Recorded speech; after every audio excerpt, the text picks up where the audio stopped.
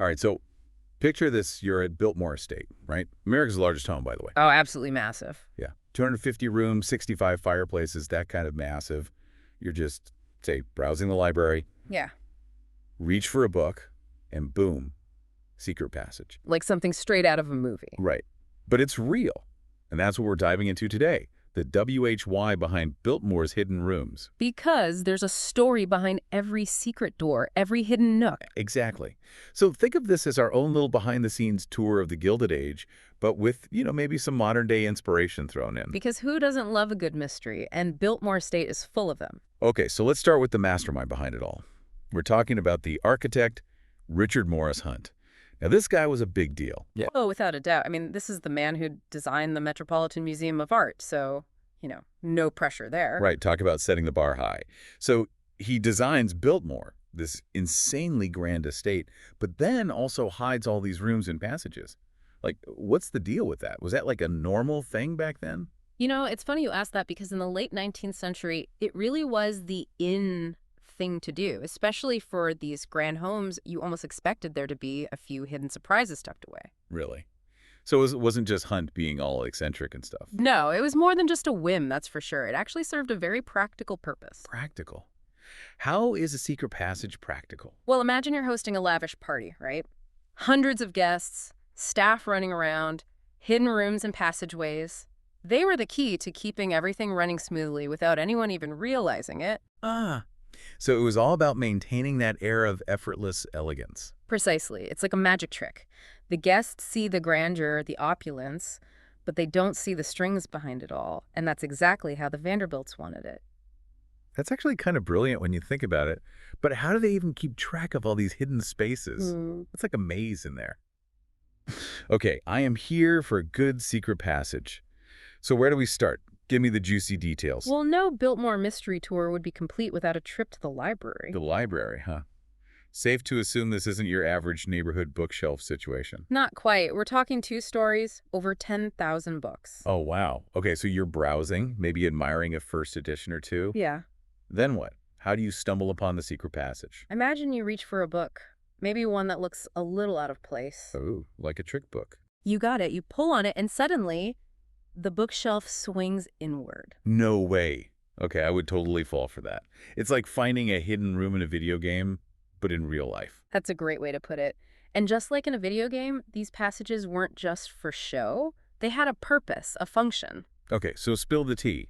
What was so important about having a secret way in or out of the library? Remember, Biltmore was designed for entertaining on a grand scale. Imagine you're a guest at one of the Vanderbilts' parties. You want to move between rooms discreetly without causing a scene. Right, you don't want to interrupt the flow of conversation or accidentally photobomb someone's portrait session. Exactly. These passageways were like shortcuts, allowing guests to come and go without disrupting the flow of the evening. Clever. But I'm guessing it wasn't just the guests who benefited from these hidden routes, right? Yeah. Oh, absolutely not. The staff relied on them even more. Think about it. A house this size, with that many guests, someone's always got to be coming and going. And the else thing you want is a butler carrying a silver tray of canapes bumping into a guest in the hallway. Exactly. So hidden doorways and passages were essential. Okay, so spill it. What's another room with a sneaky little secret? Well, let's move from the library to a place where even more secrets were brewing, so to speak. Let's head to the breakfast room. Breakfast room. Sounds delightful, but what's the secret? Did they hide the good china in there or something? Not quite. But imagine you're sitting there enjoying your morning coffee, sunlight streaming through those beautiful windows. Everything seems so peaceful, so effortless. And yet we both know there's an army of staff working behind the scenes to make that happen. Precisely. And that's where the secret door in the breakfast room comes in. It led directly to the heart of the action. The butler's pantry. The butler's pantry. It's giving Downton Abbey vibes. So what was so special about this room? Think of it as the control center for all things dining. This was where meals were prepped, silver polished, dishes plated, a constant hive of activity. And you definitely wouldn't want all that commotion on display during breakfast. Exactly. The hidden door kept those 2 worlds separate. Guests could enjoy their meals without seeing the, shall we say, organized chaos that went into making it happen. Out of sight, out of mind. I get it. But so far, we've only talked about doors. What about other secret features? Did they get more creative than that? Oh, much more. For instance, what if I told you there's a secret hatch in the floor of the winter garden? Wait, a hatch? Like a trapdoor situation? Pretty much. Okay, you have to tell me more about this hatch. This is amazing. Wait, a hatch? Like a trapdoor situation? Pretty much. Imagine this. You're strolling through the winter garden, sunlight streaming through the glass, surrounded by all those exotic plants. Okay, so far so relaxing. Right, and then you look down and notice this seemingly inconspicuous marble slab set into the floor. Don't tell me. That's the hatch. You got it. It blended right in, but underneath. A whole other world. This is how they moved plants, soil, tools, anything they needed for the winter garden. That is so clever. So it's like a secret passage, but for gardening supplies. I Yeah. kind of love it. It's like even the plants had their own hidden world at Biltmore. It's amazing, isn't it? The lengths they went to keep everything running like a well-oiled machine while still maintaining that air of elegance. Speaking of elegance, we've talked about the library, the breakfast room. What about George Vanderbilt himself? Did his private rooms have any fun secrets? Oh, absolutely. In fact, his bedroom had a hidden feature that I think you'll appreciate. Oh, do tell. What did George Vanderbilt need to hide in his bedroom? Well, picture this. You're standing in his bedroom, right? It's luxurious, of course, but surprisingly understated. And behind the bed, almost blending in with the wall paneling, a hidden door. No way. What was behind it?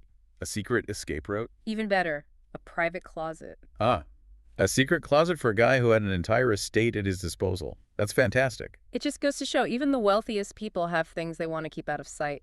True. Although I'm not sure my shoe collection could rival George Vanderbilt's wardrobe.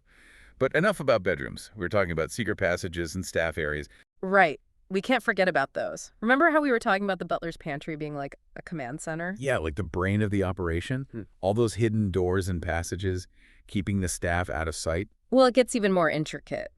Because that pantry, it actually connected to another hidden space, the kitchen.